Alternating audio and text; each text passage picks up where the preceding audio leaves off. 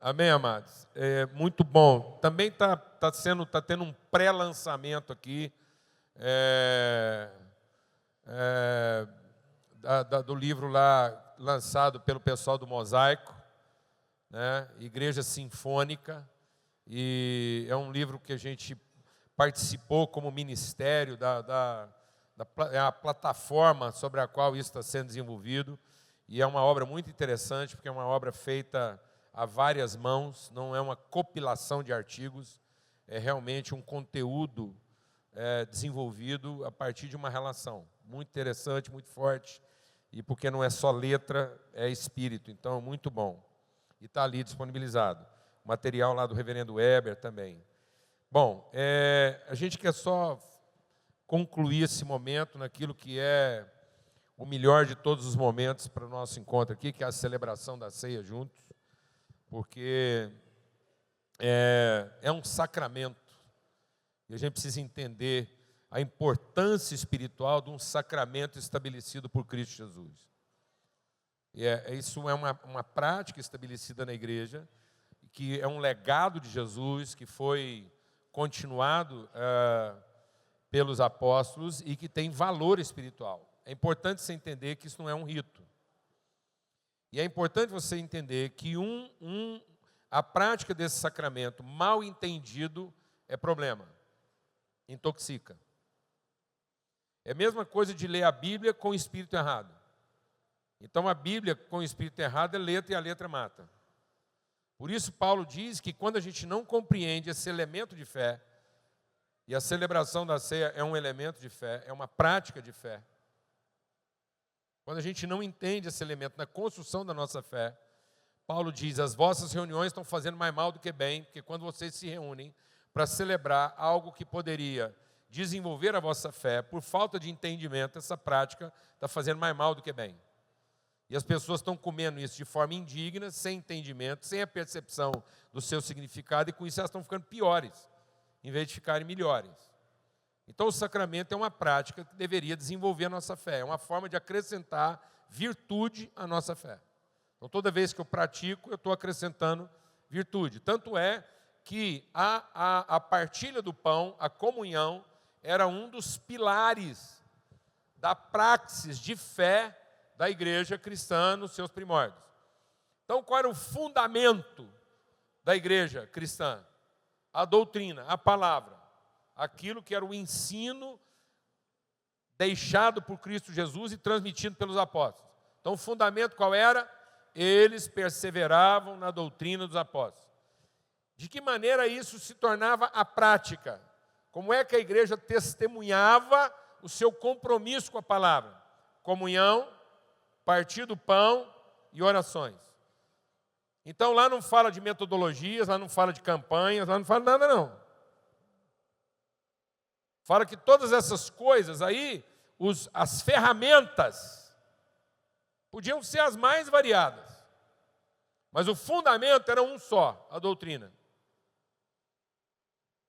O modus vivendi era comunhão, partir do pão e oração. E as metodologias? Aí ninguém precisou escrever quais eram, porque aí pode ser qualquer uma. Porque qualquer metodologia vai ser eficaz se ela traduz uma consciência de comunhão, partir do pão e oração. E uma consciência de comunhão é uma prática o quê? Relacional. Então, tudo o que a igreja fazia era para fortalecer o conceito de que toda a doutrina era traduzida em quê? Em comunhão, que é o ministério do Espírito. Então, o amor do Pai foi revelado onde? Na graça do Filho. E como é que ele é vivenciado e transmitido? Na comunhão do Espírito. Então, sem comunhão não há Espírito. Então, a revelação de Deus não é para o indivíduo, a revelação de Deus é para a relação. Porquanto que onde não há consciência da relação, não há revelação. Há argumento espiritual. Então, tudo aquilo que não pretende melhorar a relação é uma argumentação religiosa. É dogma. Então, às vezes, nós estamos carregados de dogmas religiosos achando que isso é doutrina. A sã doutrina, ela fundamenta o quê? O dogma religioso individual? Não. A doutrina não fundamenta dogma religioso. A doutrina é para fundamentar a relação espiritual. A doutrina é para que a gente tenha comunhão com Deus e uns com os outros. Glória a Deus, amado. A doutrina é isso. É para que eu tenha comunhão com Deus e uns com os outros. E com isso a nossa alegria seja completa. Para que haja plenitude. Então a doutrina é para a gente entender a importância da comunhão, do partir do pão e das orações. Amém? E a partir disso a gente ia desenvolver o quê? Ferramentas, métodos, estruturas, formas de traduzir esse estilo de vida. Amém? Então, é importante entender que isso aqui é uma das formas mais essenciais da gente desenvolver a nossa fé. Outra forma essencial de desenvolver a fé é a forma geral da comunhão. As relações nas suas várias formas. E outra forma da gente desenvolver a fé é como a gente ora. E aí oração não é súplica por si mesmo. Oração só é oração quando a gente ora em favor de quem? De um outro que não seja eu. Tudo é comunhão, tudo é relação. Glória a Deus, amado. Oração só é oração quando ela é feita em nome de Cristo e não em nome de Jesus. Amém? Quando eu estou orando em nome de Jesus, eu estou pedindo por quem?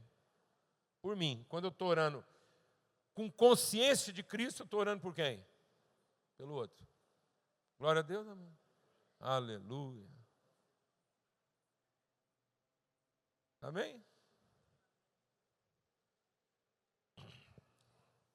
Então, em Lucas capítulo 22, diz assim, verso 7, chegou, porém, o dia dos pães sem fermento, em que importava celebrar a Páscoa. E ele mandou Pedro e João, dizendo, ide, preparai a Páscoa para que a comamos. E eles disseram, onde quer que a preparemos? Nós vamos avaliar esse texto aqui, já vamos lendo e meditando. Amado, quando Deus mandar te fazer uma coisa, não pergunta o quê. Glória a Deus, irmão. Pergunta onde. Porque tudo que Deus quer fazer em cima de uma plataforma, de uma base, de um fundamento. A casa do tolo é uma casa feita em qualquer lugar, porque o tolo pensa que o principal da vida é fazer alguma coisa. E não onde essa coisa deve ser feita. Qual foi a primeira pergunta que Deus fez para o homem quando ele pecou? Foi, pelo amor de Deus, Adão, o que é que você fez? Não, qual foi a primeira pergunta que Deus fez para Adão? Onde você está, meu filho? Porque antes da gente errar, amado, a gente primeiro muda de lugar. Entendeu? Porque o homem bem-aventurado é um cara que faz tudo. E tudo que ele faz é bem feito? Não, o homem bem-aventurado é um cara plantado no lugar certo. E porque ele está plantado no lugar certo, tudo que ele faz dá certo. Aleluia, irmão! Entendeu? Então, se não for no onde, não adianta. Você está fazendo a coisa certa, e é exatamente porque você está fazendo a coisa certa que isso vai ser uma desgraça. Porque se você não estivesse fazendo a coisa certa, o prédio não crescia, não caía. Entendeu? Entendeu, irmão? Então a desgraça só vem porque você fez a coisa certa no lugar errado, mas na plataforma errada, na base errada, no fundamento errado. Quando Deus te mandar fazer uma coisa, o que é que você faz? Onde? Qual foi a palavra que gerou fé no coração de Abraão? Sai desse onde, porque eu vou te mostrar outro onde. Jesus estava orando e ele falou, Pai, o meu desejo é que esses meninos tenham umas igrejas grandes, O meu desejo é que esse menino seja pastor de 20 mil. Que eles têm uma banda que vende não sei quantos milhões de CD. Não, pai, o meu desejo é um só. Onde eu estiver, eles estejam comigo. Amém, irmão? Fundamento, plataforma, lugar. E aí você tem que perguntar para Deus. E aí Jesus falou assim, seguinte, você entra na cidade, e quando você entrar na cidade tem um cara com um jarro de água. Vocês vão atrás dele. E ele vai levar vocês para o lugar. O que é água, amados? O que é água, amados? Palavra, palavra, palavra, palavra. Vocês querem entender o onde? Palavra, palavra, palavra. É o Espírito Santo revelando a palavra. Quem é esse homem carregando o jarro de água, amados? É o Espírito Santo que testifica no nosso coração a palavra de Deus, porque vocês são lavados pela palavra que eu vos tenho dito. Então, se eu não for lavado pela palavra de Deus, se eu não meditar na palavra de Deus, eu nunca vou saber onde. Porque é essa palavra tomada, revelada, dirigida pelo Espírito Santo que vai me revelar. Por isso que Jesus é o Filho de Deus, que realiza toda a vontade de Deus, porque é aquele que tem no seu coração a palavra de Deus e é guiado por quem? Pelo Espírito que revela o propósito dessa palavra. A desgraça dos crentes de hoje é que eles usam a palavra para ordenar Deus. Os caras hoje eles não estão meditando para ouvir. Eles estão meditando para pregar para Deus. Promessa, mano. Pedro diz que as promessas de Deus nos foram dadas para que através das promessas nós nos tornemos participantes da natureza de Deus. Então eu vou te fazer uma pergunta, porque aqui só tem líder. Só tem líder. Então eu vou te fazer uma pergunta. Quando você medita na promessa de Deus, é na expectativa do que você tem para receber ou na perspectiva do que você tem para oferecer? Vou perguntar devagar. Você busca nas promessas a expectativa do que você pode receber ou o entendimento do que você tem para oferecer?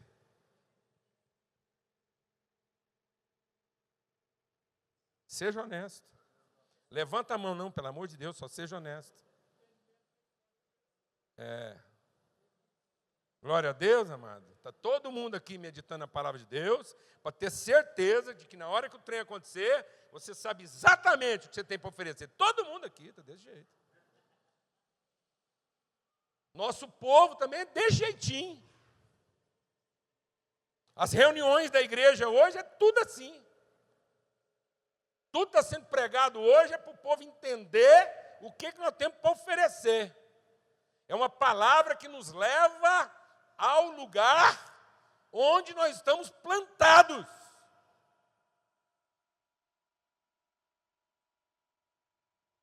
Onde a palavra de Deus nos leva, amados? Ao lugar das nossas expectativas? Não, amados. A revelação da palavra de Deus pelo Espírito nos levará ao lugar onde já está tudo preparado para aquilo que você vai fazer, de modo que você não vai fazer nada para obter o que você deseja, mas você vai fazer tudo em cima do que já está preparado. Por isso que a única coisa que não vai ter na sua vida é carência, porque você não vai fazer trabalho algum para satisfazer as suas carências, mas você vai construir uma tradução visível num ambiente onde o pai, o dono dessa casa, já preparou. Glória a Deus, amado. Porque está aqui, ó.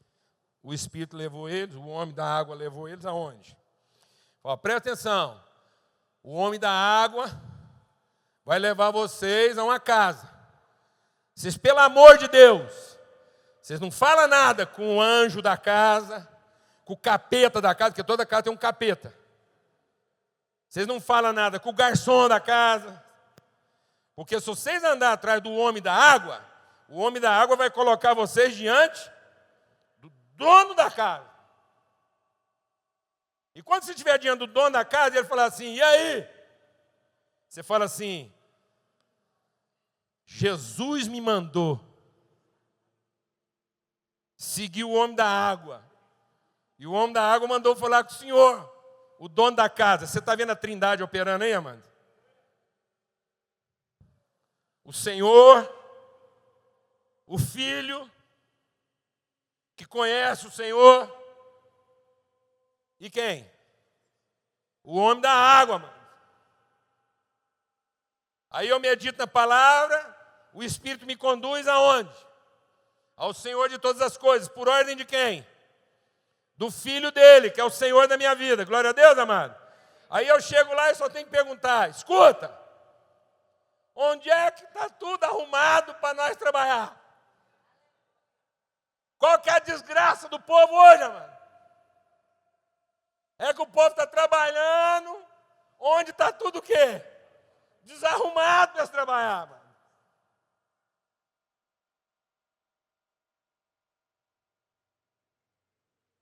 Para de continuar trabalhando em favor daquilo que já está pronto. Nós estamos perdendo tempo tentando construir para nós mesmos coisas que já estão prontas. Culto ideal.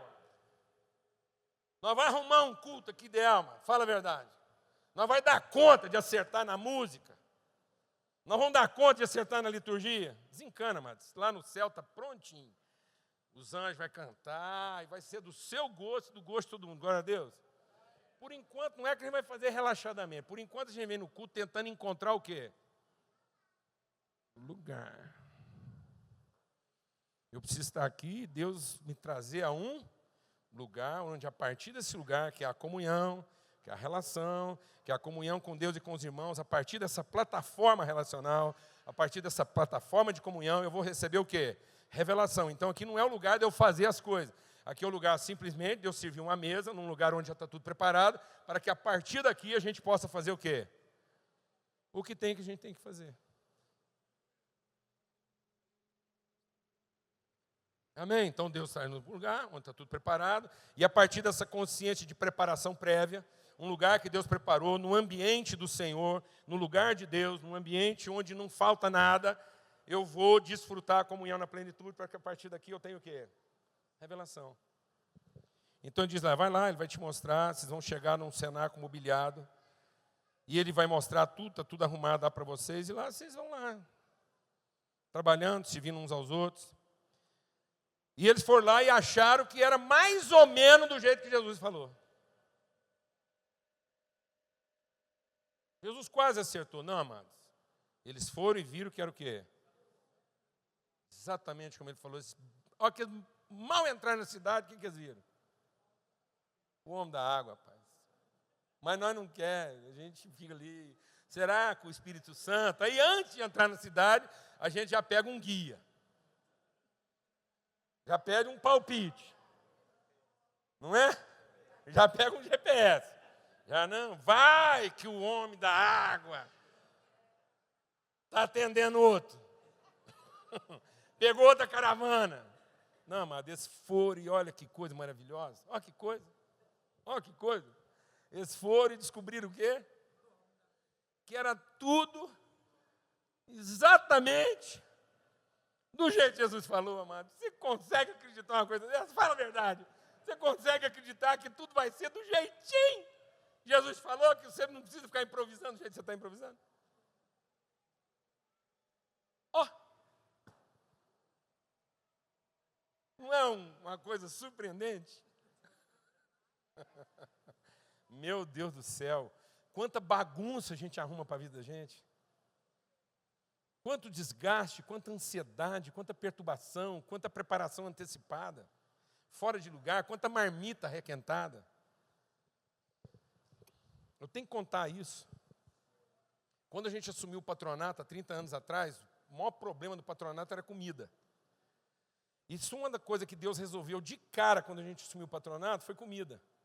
A Perdigão fez um convênio com a gente não dava conta de consumir tudo que eles entregavam. Mas, tinha um negócio lá, eram 2 quartos, cada quarto com 40 meninos. E em cada quarto tinha 40 escaninhos. Sabe aqueles armários de aço? Armário, aquela desgraça chama fiel.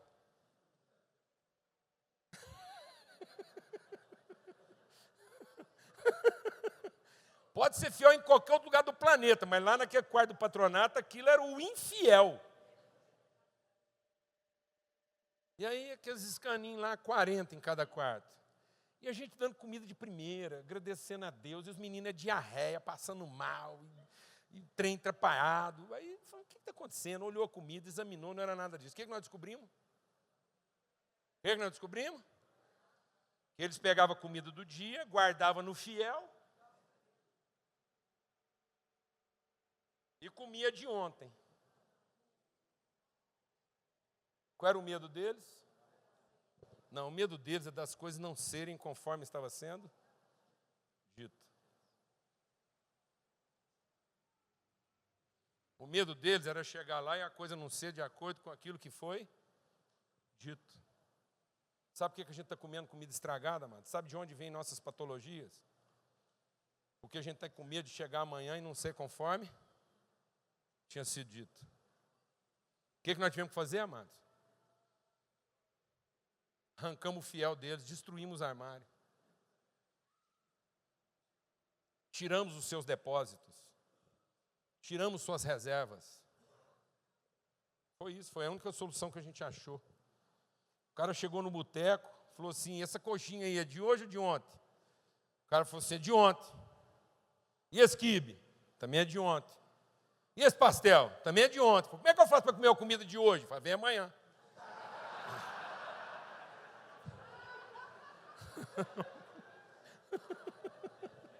É desse jeito. Tem uns caras que estão sempre atrasados. O cara está fora do ritmo. E ele falou, está lá, está tudo preparado, vai lá e arruma. Mas arruma onde as condições de Deus foram preparadas para você fazer. Amém, amados? Qual a importância da comunhão? Qual a importância desse lugar? Qual a importância de partir o pão? Porque é aqui que nós encontramos um ambiente onde todas as condições foram preparadas na eternidade para que aquilo que Deus mandou você fazer possa ser feito de maneira própria. Simples assim. Tudo aquilo que a gente faz fora da comunhão, a gente faz num lugar onde as coisas não estão o quê? Preparadas. É só isso. E é por isso que muitas vezes, quando a gente não entende isso, o que acontece?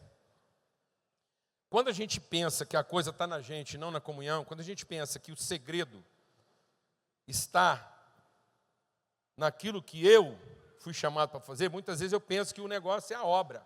Ah, é o meu ministério, é a obra, é o que Deus me chamou para fazer. E aí você não entende que isso tem um rito. Deus te deu um chamado, mas isso tem um rito. E o rito é que esse chamado tem uma plataforma.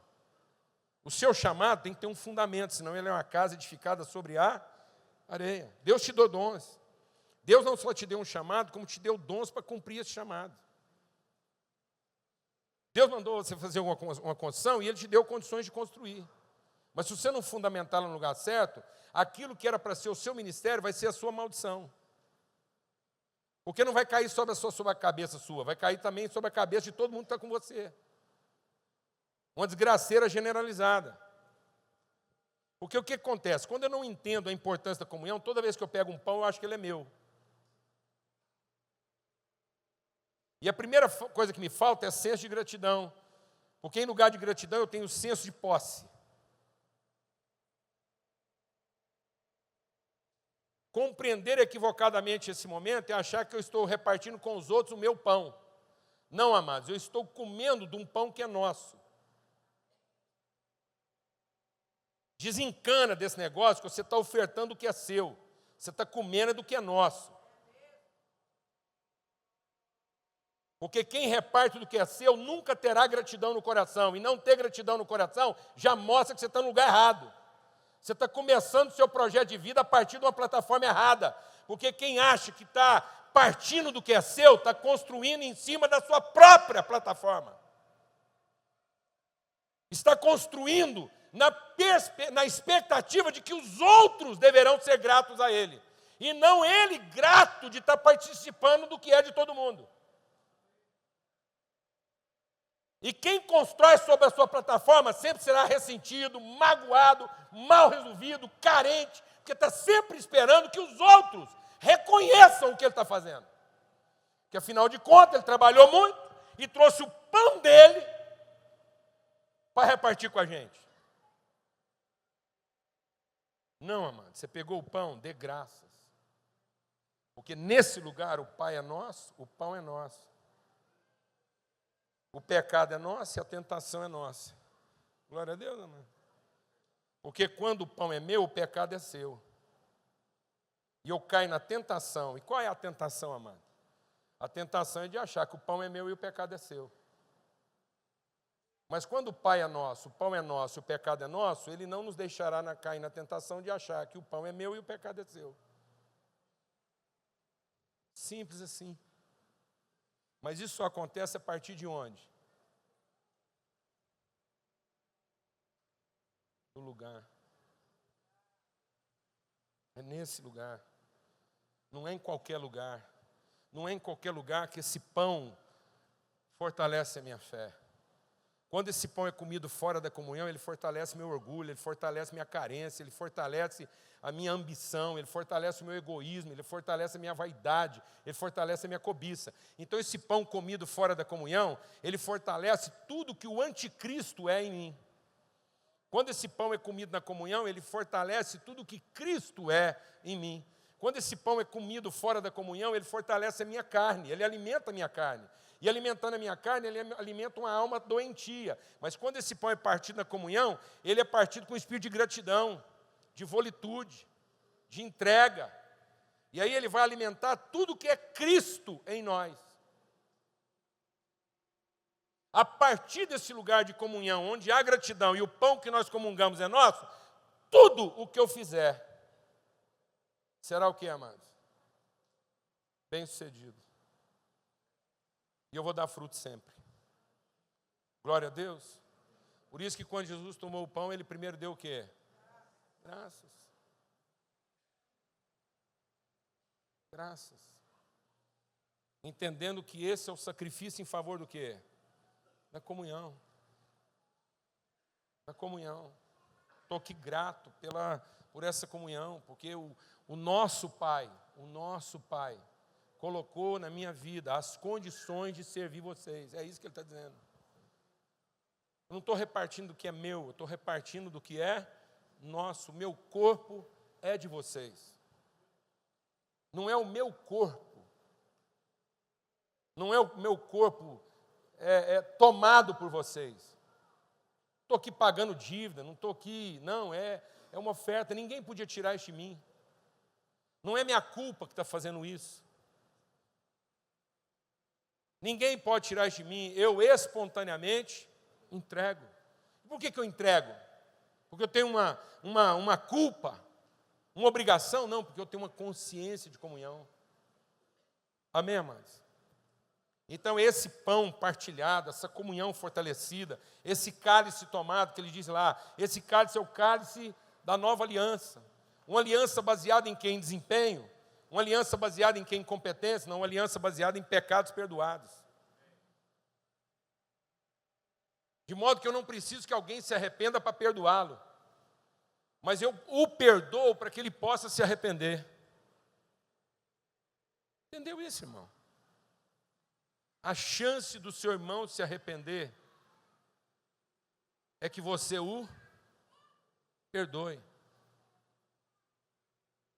O perdão não vem depois do arrependimento, o arrependimento é que vem depois do perdão, porque quando você não perdoa, não há referência para o arrependimento, o pecado fica retido.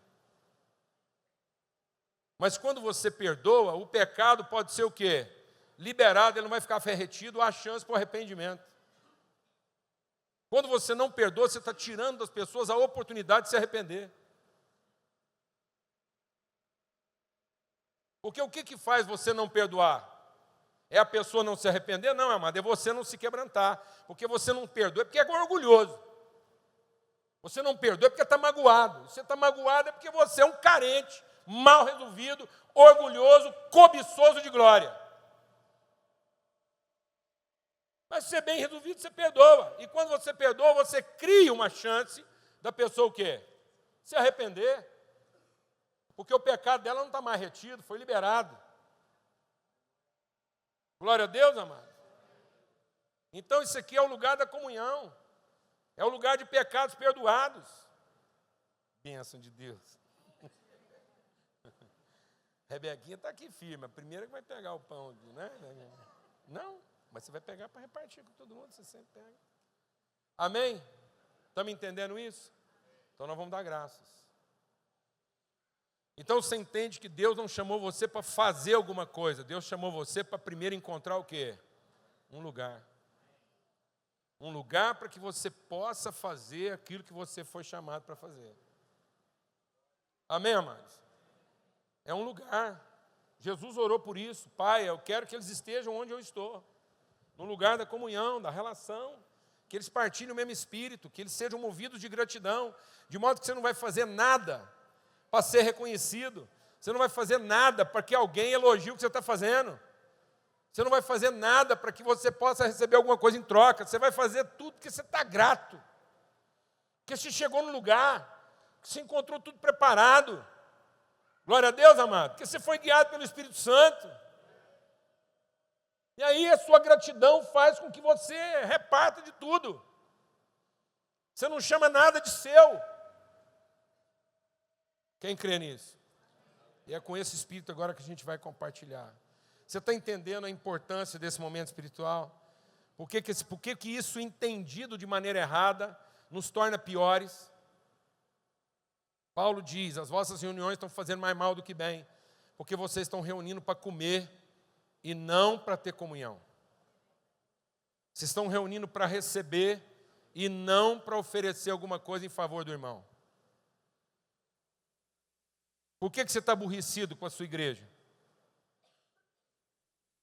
Porque ela está precisando de alguma coisa que você não tem para oferecer? O que é a vergonha, mano? A vergonha é você estar numa igreja que não tem a oferecer para você, ou você está lá e não poder oferecer nada para ela? O que é vergonha? Chama para mim. Rapaz, passei um mico lá na minha igreja. Pensa a vergonha que eu estou passando lá. O que é vergonha, mano? Fala para mim o que seria uma vergonha para um cristão. Fala para mim. O que seria uma vergonha para um cristão? É uma pessoa precisar dele e ele não ter nada? Seria uma vergonha. A reputação de Deus ia ficar complicadíssima. Ele é abençoador de todo mundo que o busca. Como é que um filho dele não consegue abençoar? Que se um filho de Deus não consegue abençoar, há um risco grande demais de Deus estar mentindo. Mas se um filho de Deus consegue abençoar sempre, quem vê um filho, vê o pai que o enviou. Fala, rapaz, toda vez que eu chego lá nessa pessoa, ela tem algo para oferecer. Se o pai dela for daí para cima,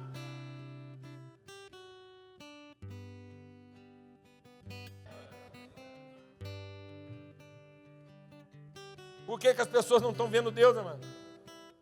Porque estão tendo que lidar com as nossas carências. Fala para quem está do seu lado aí agora.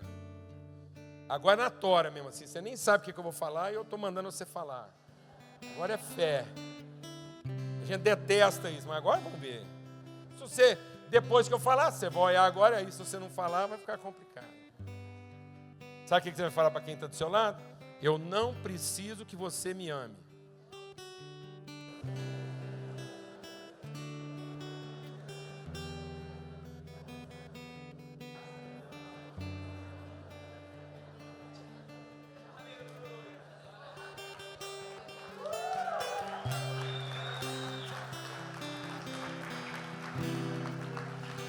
Você fala para quem está do seu lado, pelo menos de mim, você está livre.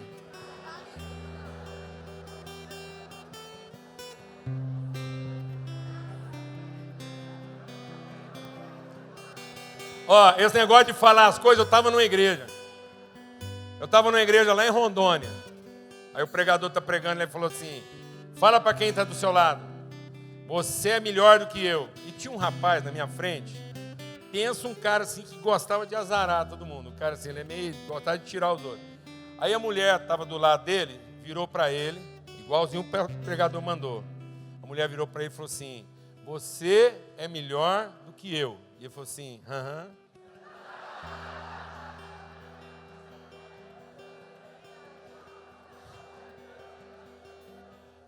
Aí a mulher virou para ele e falou assim, você não vai falar nada não? Ele falou, não, você já falou.